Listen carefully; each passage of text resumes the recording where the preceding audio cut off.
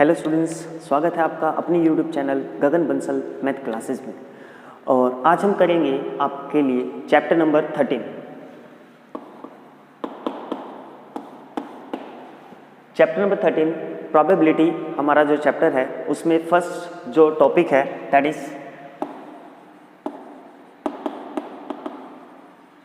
Conditional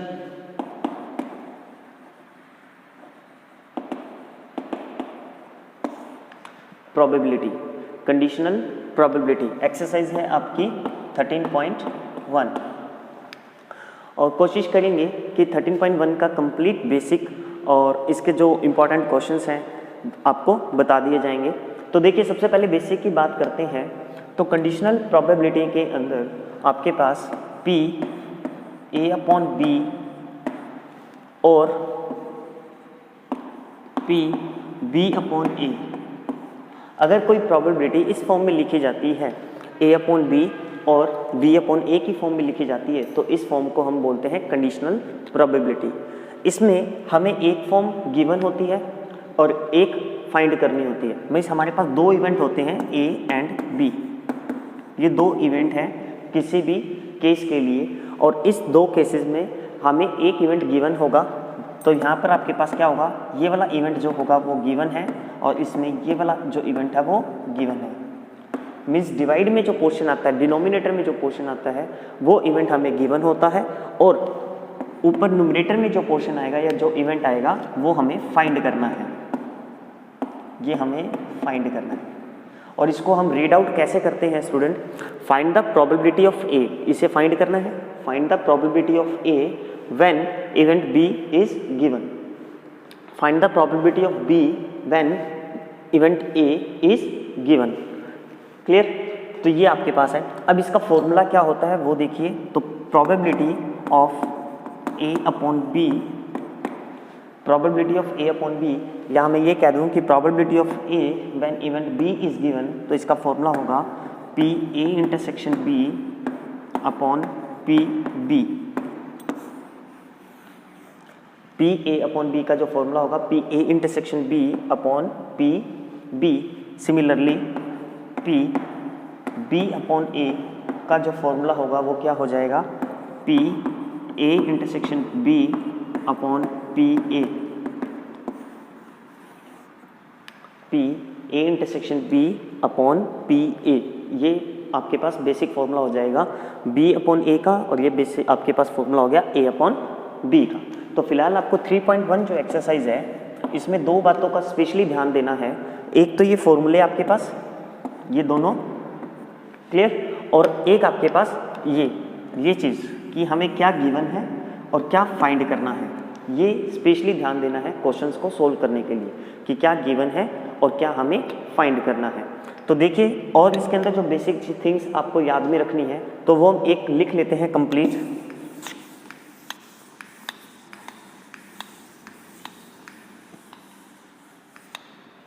तो देखिए, आपको जो जो ध्यान में रखना है 13.1 एक्सरसाइज के लिए जो बेसिक है आपके पास वो क्या क्या है। फर्स्ट आपके पास फॉर्मूला है PA/B equals to A intersection B upon PB। एक तो ये थिंग ध्यान में रखनी है आपने। Second PB/A equals to PA intersection B upon PA। एक ये थिंग ध्यान में रखनी, ये तो फॉर्मूले हैं आपके पास। और जो बेसिक फॉर्मूला हमने पहले किया था 11th क्लासेस के अंदर, सेट एंड प्रोबेबिलिटी को मिक्स करके जो बेसिक कंसेप्ट यूज़ किए थे वो वाले कंसेप्ट भी आपने इसमें काम में लेने हैं। तो थर्ड आपने याद रखना है इसमें PA union B, probability of A union B का फॉर्मूला है PA plus PB minus PA intersection B, PA plus PB minus PA intersection B। And fourth one is PA dash. अगर आपको याद हो A डैश को हम किससे लिखते थे, कॉम्प्लीमेंट ऑफ A। तो वहाँ जब हम 11th क्लास में सेट करते थे कॉम्प्लीमेंट ऑफ A तो हम यूज़ करते थे यूनिवर्सल माइनस A। मीन्स आपको याद होगा A डैश का जो फॉर्मूला था यूनिवर्सल माइनस A था। लेकिन अब हम प्रोबेबिलिटी में वर्क कर रहे हैं, तो प्रोबेबिलिटी के अंदर पी ए डैश क्या हो जाएगा, 1 माइनस पी ए हो जाएगा, क्योंकि यूनिवर्सल की जो प्रोबेबिलिटी होगी वो क्या हो जाएगी, 1 हो जाएगी। ठीक है, universal means 100%, then probability of universal set is 1, तो 1 माइनस पी ए, तो P A dash is equal to क्या हो गया, 1 माइनस पी ए हो गया आपके पास कॉम्प्लीमेंट। फिलहाल ये आपने याद रखने हैं इस केसेस में, तो आपके मोस्टली सारे क्वेश्चंस हो जाएंगे। बाकी आपको पता है यूनियन क्या होता है, इंटरसेक्शन क्या होता है। तो 13.1 के लिए आपको सिर्फ इतनी ही चीज़ें ध्यान रखनी है, ये 4 फॉर्मूले। आप चाहो तो इसका स्क्रीनशॉट ले सकते हो और चाहो तो आप लिख सकते हो। हाँ जी, स्क्रीनशॉट लेना है तो आप स्क्रीनशॉट ले लीजिए इसका।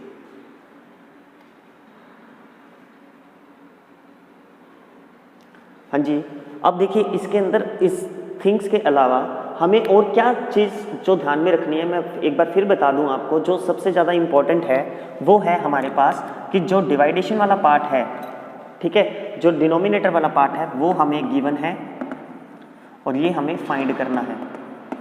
इसमें ये हमें गिवन है, ये हमें फाइंड करना है, और जो गिवन होता है उसी की प्रोबेबिलिटी डिवाइड में आती है। जो गिवन होता है उसी की प्रोबेबिलिटी डिवाइड में आती है। तो देखिए क्वेश्चंस करते हैं कुछ एक इसके ऊपर ही, इसी के ऊपर क्वेश्चंस देख लो। एक छोटा सा आपके पास देखो, जो फर्स्ट क्वेश्चन है, हम एनसीईआरटी की बुक के ही क्वेश्चन सोल्व करवा रहे हैं, तो आप उसी को फॉलो कर लो और वो बुक आप अपने सामने रख के भी चेक कर सकते हो कि आपको क्या समझ में आ रहा है या नहीं आ रहा है।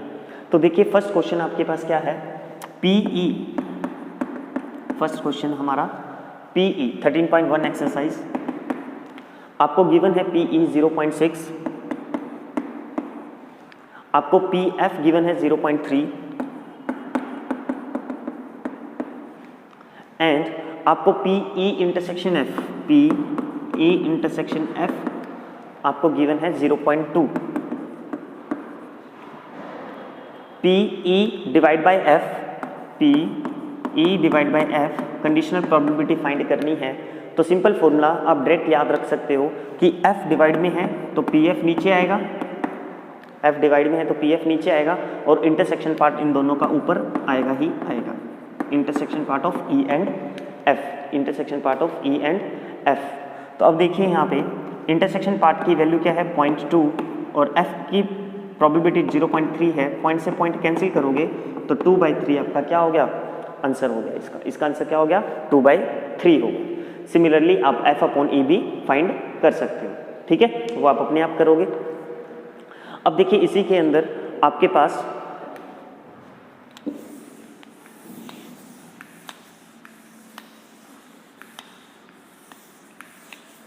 हाँ जी, इसी में आपके पास देखिए क्वेश्चन नंबर 4 है जो आपको समझना है थोड़ा सा। क्वेश्चन नंबर 4 आपको क्या गिवन है, P A union B find करना आपने, and 2PA equals to PB, 2PA equals to PB, ये आपको गिवन है 5/13, ये आपको गिवन है 5/13 एंड अब आपने फाइंड करना है इसमें PA डिवाइड बाई B, और आपको गिवन है PA डिवाइड बाई B भी आपको गिवन है 2/5। हाँ जी, और आपने फाइंड करना है PA यूनियन B, ये फाइंड करना है आपने। PA यूनियन B आपने क्या करना है, फाइंड करना है। अब देखो आपको पता है PA यूनियन B में फॉर्मूला जो होता है वो क्या होता है, PA प्लस PB। तो PA दे रखा है, PB दे रखा है, PA इंटरसेक्शन B और होता है, PA इंटरसेक्शन B और होता है, वो फाइंड करना है आपने, है ना। तो PA इंटरसेक्शन B के लिए आपके पास क्या आएगा, देखिए अब यहाँ पे एक सेकेंड, है ना।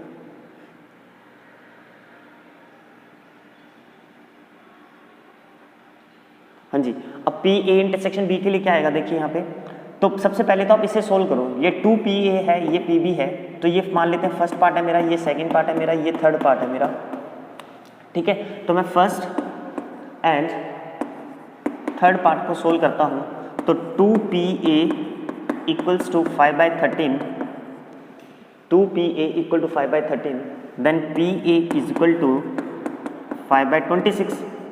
तो मेरे पास PA प्रोबेबिलिटी ऑफ PA आ गया 5/26, 6 आ गया। Next same second and third को अगर आप सोल्व करते हो तो आपके पास क्या आएगा, पी बी इक्वल टू 5/13 आ गया, पी बी 5/13 आ गया हमारे पास। एंड अब देखिए हमारे पास क्या है, एक पार्ट ये था पी ए इंटरसेक्शन बी, इसे और सोल्व कीजिए आप, पी ए अपॉन बी, इसकी वैल्यू थी 2/5, पी ए अपॉन बी इसकी वैल्यू थी 2/5, और इसका फॉर्मूला कंडीशनल प्रोबेबिलिटी का फॉर्मूला याद करना बिल्कुल आसान है, बी डिवाइड में था तो पी बी डिवाइड में, और ऊपर हमेशा जो भी आपको दे रखा है उन दोनों का इंटरसेक्शनल पार्ट, तो intersectional part of A and B means P intersection B, ये आपको वैल्यूज गिवन है 2/5, ये आपको वैल्यूज गिवन है 2/5। तो आपके पास क्या आएगा, इंटरसेक्शन की वैल्यू क्या है, अब देखो इंटरसेक्शन की वैल्यू फाइंड करनी है, तो ए इंटरसेक्शन बी की वैल्यू हमारे पास क्या हो जाएगी, 2/5 into P B, cross multiply करवा दिया, और 2/5 इंटू पी बी की वैल्यू हमारे पास है 5/13, तो 5/13, 5 से 5 कैंसिल, देन 2/13, ये हो गया हमारे पास A intersection B, A intersection B 2/13 हो गया हमारे पास। ठीक है जी, अब आपने फाइंड क्या करना था, P A union B find करना था, तो यहां देख लीजिए, now P A union B, P A union B is equal to P A plus P B minus P A intersection B, ये फॉर्मूला था आपका जो आपको मैंने थर्ड फॉर्मूला लिखवाया था इसमें, है ना। तो पी ए की वैल्यू क्या है 5/26 प्लस पी बी की वैल्यू क्या है 5/13 और ए इंटरसेक्शन बी की वैल्यू क्या है 2/13। तो सोल्व कर लीजिए, एलसीएम आएगा 26, तो 5 + 10 - 4 इज इक्वल टू ये 15 - 4 11/26, ये आपका हो गया आंसर, 11/26 आपका क्या हो गया, आंसर हो गया। तो ये था आपका क्वेश्चन नंबर 4। क्लियर स्टूडेंट्स, को डाउट हो तो आप कमेंट्स में जरूर बताइएगा। हाँ जी, आप चाहो तो स्क्रीनशॉट ले सकते हो बेटा इसका।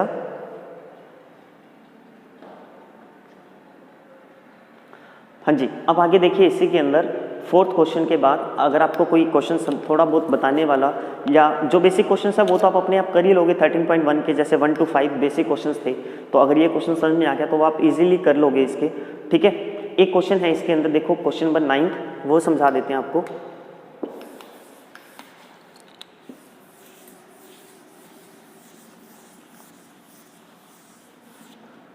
कोशिश रहेगी कि आपकी 13.1 कंप्लीट हो जाए आज में ही, तो वो क्वेश्चंस करवा रहे हैं जिससे आप, जिसकी हेल्प से आप बाकी रिमेनिंग क्वेश्चंस अपने आप कर सकते हो।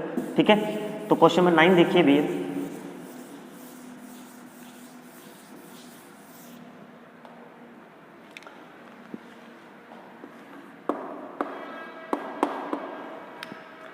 क्वेश्चन नंबर 9 में आपको गिवन है mother, father and son line up at a random for a family picture. मैंने कह दिया कि एक लाइन पे मदर, फादर, सन, 3 पर्सन आपको गिवन है।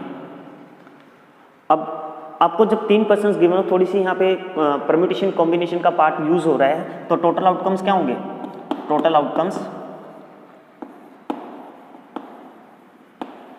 भाई 3 पर्सन्स को अरेंज करने के टोटल मेथड्स कितने होते हैं भाई, 3 आपके पास स्पेसिस है 1 to 3, तो 3 पर्सन्स हैं आपके पास, तो 3 × 2 × 1, तो टोटल केसेस कितने हो गए 6, टोटल केसेस कितने हो गए 6।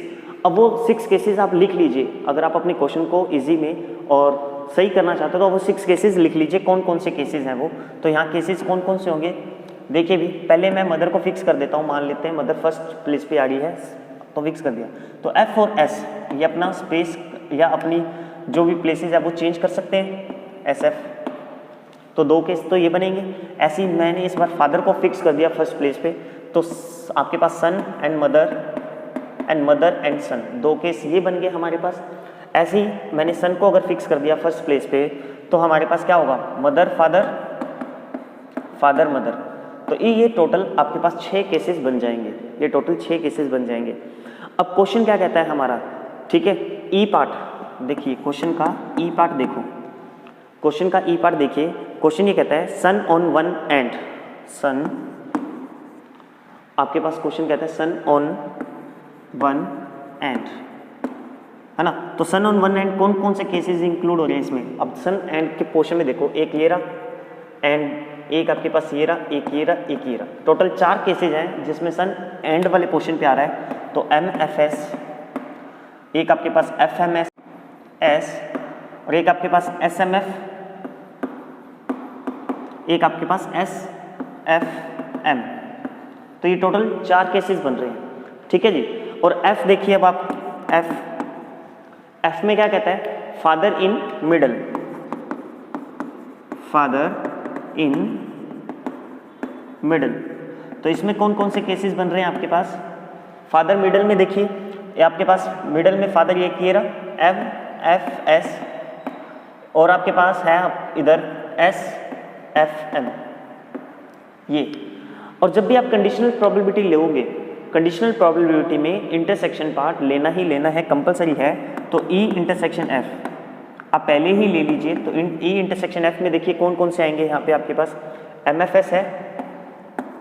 MFS है और SFM ये भी है पोर्शन, तो SFM ये भी पोर्शन है आपके पास, ठीक है जी। अब हमें प्रोबेबिलिटी फाइंड क्या करनी थी, क्वेश्चन था ये, क्वेश्चन नंबर 9 था। तो क्वेश्चन नंबर 9 में हमें E divide by F, E divide by F ये फाइंड करना है। तो PE divide by F find करने के लिए इसका मतलब P इंटरसेक्शनल पार्ट की प्रोबेबिलिटी और F की प्रोबेबिलिटी। अब इंटरसेक्शनल पार्ट की प्रोबेबिलिटी देखो, टोटल आउटकम्स कितने हैं 6, इंटरसेक्शनल पार्ट में कितने हैं, इंटरसेक्शनल पार्ट में 2 है, ठीक है। तो 2/6 डिवाइड बाई F में आपके पास टोटल एलिमेंट्स कितने हैं 1 2 और वैसे टोटल आउटकम्स कितने हैं 6, तो 2/6। तो 2/6 से 2/6 कैंसिल हो गया, तो प्रोबेबिलिटी क्या आ गई आपकी 1 आ गई। तो यहाँ probability of E upon F की वैल्यू जो होगी वो क्या हो जाएगी आपकी 1 हो जाएगी, ठीक है स्टूडेंट्स। तो ये था आपका क्वेश्चन नंबर 9, क्लियर। अगर स्क्रीनशॉट लेना हो तो आप ले सकते हैं। हाँ जी, अब देखिए आपके पास क्वेश्चन नंबर 9 के बाद अगर आपने क्वेश्चन इसमें है, अच्छा क्वेश्चन दे रखा है, दैट इज क्वेश्चन नंबर 13 है आपके पास, बढ़िया क्वेश्चन दे रखा है, वो भी समझने वाला क्वेश्चन है।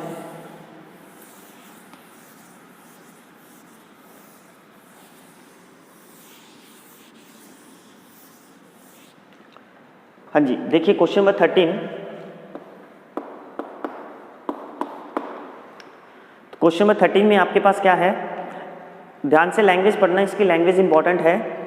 An instructor has a question bank consisting of 300 easy true false question. तो हम इसमें क्या करते हैं, दो इस तरीके से कॉलम बना लेते हैं, इजी यहाँ बना लेते हैं, ट्रू फॉल्स ये ले लिया इजी, है ना। तो ट्रू फॉल्स के आपके पास इजी ट्रू फॉल्स है 300। फिर क्वेश्चन कहता है 200 डिफिकल्ट ट्रू फॉल्स क्वेश्चन, तो ये हमने ले लिया difficult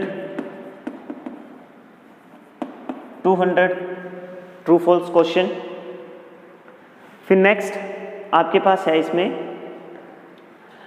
and 500 easy multiple choice question, 500 easy है मल्टीपल चॉइस क्वेश्चन 500, ठीक है जी। नेक्स्ट लाइन में लिखता है and 400 difficult multiple choice question, 400 difficult multiple choice question.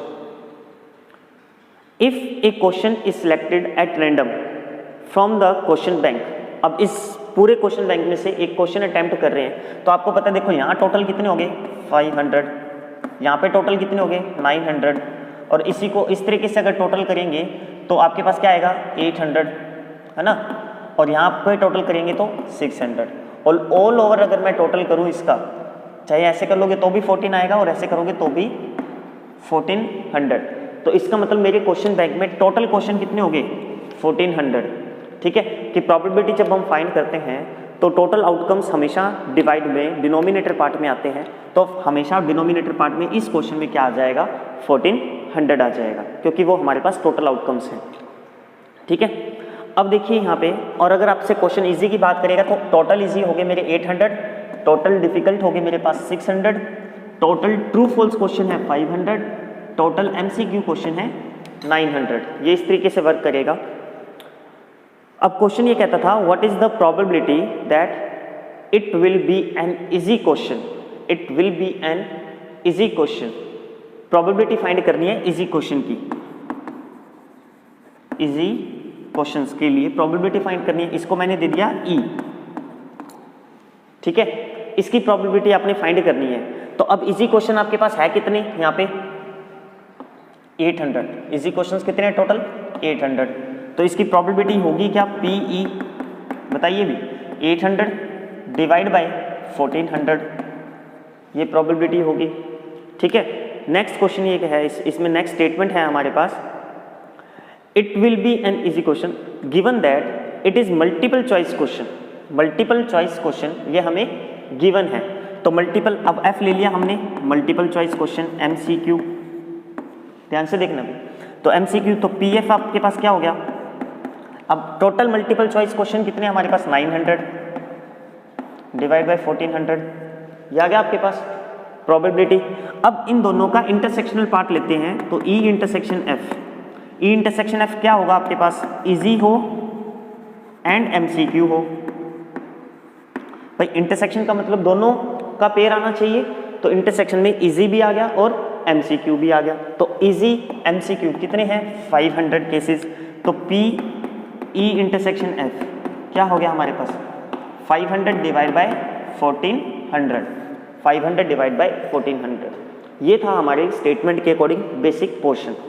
अब हम बात करेंगे कि हमें फाइंड क्या करना है। तो देखो अब क्वेश्चन बनता है हमारे पास ई और एफ से रिलेटेड, है ना, तो हमें या तो P E upon F find करना है या फिर हमें पी एफ अपॉन ई फाइंड करना है।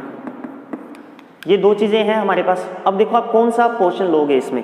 अब क्वेश्चन में लास्ट लाइन में लिखा हुआ था कि given that multiple choice question, given that multiple choice question means ये हमें गिवन था और मैंने आपको बता दिया जो वैल्यू गिवन है वो डिवाइड में आएगी, इसका मीनिंग हमें ई अपॉन एफ फाइंड करना है, ये गिवन था, ठीक है।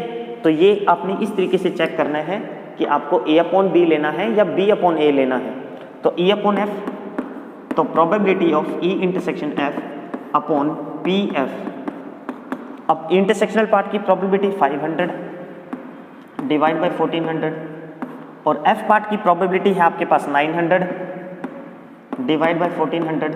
तो ये आपका कैंसिल हो गया, तो 00 से 00 कैंसिल, 5/9 आपका क्या आ गया, आंसर आ गया probability of E upon F. या मैं ये कह दूं कि probability of easy question when MCQ questions are given या easy MCQ questions are given. ये था हमारा क्वेश्चन नंबर जो था इसमें 13, question number 13 of exercise 13.1 of exercise 13.1। हाँ जी, यस स्टूडेंट, कोई डाउट है तो आप कमेंट सेक्शन में जरूर बताइएगा और आपने अगर आपके कोई सुझाव है तो भी आपने जरूर बताने हैं। यस, हाँ जी, स्क्रीनशॉट लेना है तो ले लीजिए आप इसका।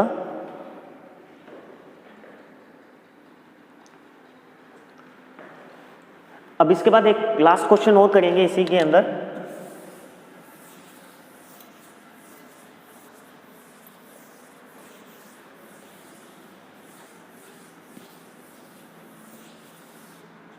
हाँ जी, एक लास्ट क्वेश्चन करेंगे। देखो क्वेश्चन नंबर है 11, क्वेश्चन नंबर 11 और 11 में आपके पास देखो ई दे रखा है 135,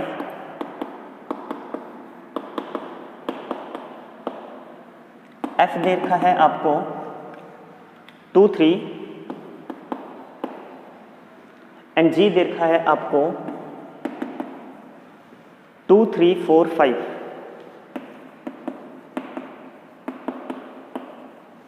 हाँ जी, आगे देखिए इसमें क्या आपको गिवन है।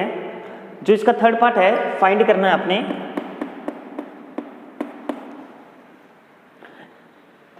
P E union F divide by G और इसकी प्रोबेबिलिटी आपने फाइंड करनी है। तो अब इसका फॉर्मूला क्या बनेगा अकॉर्डिंग टू केस, देखिए भी डिवाइड में G है तो जी की प्रोबेबिलिटी डिवाइड में आ जाएगी और ऊपर वाले दोनों पोर्शन जो भी a अपॉन बी होता है उसका इंटरसेक्शनल पार्ट आता है। यहाँ पे क्या आएगा, ऊपर न्यूमरेटर पार्ट के अंदर इंटरसेक्शनल पार्ट आता है, तो P E union F intersection of G, E union F intersection of G। तो सबसे पहले आपने इसे फाइंड करना है, ठीक है, P E union F intersection of G, ये फाइंड करने हैं आपने। और अब टोटल आउटकम्स की बात करें, क्वेश्चन नंबर 11 में टोटल आउटकम्स में क्या था, a fair dice is rolled, fair dice is rolled, then sample space आपका S क्या बनेगा, सैंपल स्पेस, हाँ जी यहाँ लिख देते हैं सैंपल स्पेस S क्या बन जाएगा 1 2 3 4 5 एंड 6, ये आपका हो गया सैंपल स्पेस, ठीक है। तो NS की वैल्यू क्या होगी आपके पास 6 हो जाएगी, number of element in S 6, ये हो गया मेरा सैंपल स्पेस टोटल आउटकम्स की बात करें तो, हाँ जी। अब देखिए यहाँ पे E यूनियन F, सबसे पहले हम क्या फाइंड करेंगे, E यूनियन F फाइंड करेंगे। तो E यूनियन F की वैल्यू क्या होगी, E यूनियन F 1 2 3 5 1 2 3 5। अब इस पोर्शन का इंटरसेक्शन लेना है G के साथ, तो E यूनियन F का इंटरसेक्शन G के साथ अगर आप लेते हो तो आपके पास आंसर क्या आएगा। अब देखो 1 2 3 5 है तो 2 3 5, क्या आ रहा है आंसर 2 3 5, ये आ गया आपके पास आंसर। तो अब प्रोबेबिलिटी बताइए भी, इसकी प्रोबेबिलिटी क्या होगी, टोटल एलिमेंट कितने हैं 3 और टोटल आउटकम्स आपके पास 6, 3/6 डिवाइड बाय G में एलिमेंट है 4, टोटल है 6, तो 6 से 6 कैंसिल, तो आपकी प्रोबेबिलिटी क्या होगी 3/4 हो जाएगी। Clear student. इसी तरीके से इसका जो सेकंड पार्ट है P, इसका जो एक और पार्ट दे रखा आपको P E intersection F, E intersection F divide by G, ये दे रखा आपको, आपने इसकी प्रोबेबिलिटी फाइंड करनी है।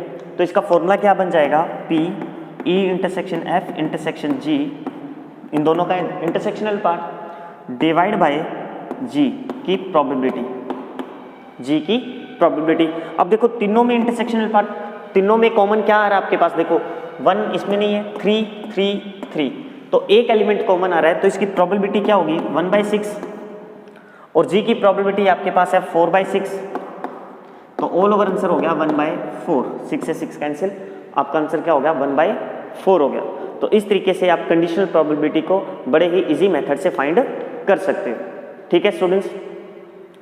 अगर आपके कोई भी सुझाव हो बेटा तो कमेंट सेक्शन में जरूर बताइएगा, और ये जरूर बताइएगा ये क्लास आपको कैसी लगी, और इसी तरीके से नेक्स्ट क्लास में आपको 13.2 का जो बेसिक है वो और उसके जो इंपॉर्टेंट क्वेश्चंस होंगे उसके रिगार्डिंग वो बताएंगे, ठीक है। Okay, thank you students, channel को सब्सक्राइब एंड लाइक जरूर कीजिएगा।